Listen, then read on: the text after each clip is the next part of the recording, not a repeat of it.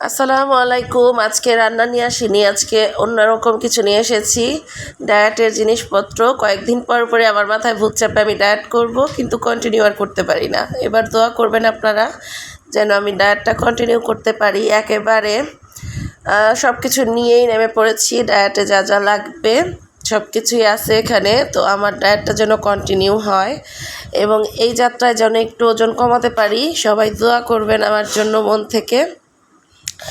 আর সবচেয়ে বড় কথা হচ্ছে, আমি আমার হাজব্যান্ডের জন্যই ডায়েটটা কন্টিনিউ করতে পারি না। যখনই ডায়েট শুরু করি তখনই ও আমাকে বিভিন্নভাবে খাবার এনে এনে বোঝায় যে এটা খাও ওইটা খাও, ডায়েট একদিন না করলে কিছু হবে না। তো এইভাবে করতে গেলে দেখা যায় যে ডায়েটের যে আগ্রহটা থাকে সেটা একেবারে নষ্ট হয়ে যায়। তো আবার শুরু করি, আবার ও আমাকে এইভাবে বোঝায় জীবন একটাই, আজকে খাও, কালকে থেকে আবার শুরু করো, হ্যান ত্যান বলে না, বেশি ভালোবাসে আর কি। এত ভালোবেসে আমাকে খাওয়াতে খাওয়াতে মোটা বানিয়ে ফেলতেছে, কোনোভাবেই আমি আর শুকাতেই পারতেছি না। তো এইবার বলেছি যে আমাকে আর কোনো কিছুর জন্য জোর করবা না যে এটা খাও ওইটা খাও, আমি এবার ডায়েট কন্টিনিউ করবোই ইনশাল্লাহ।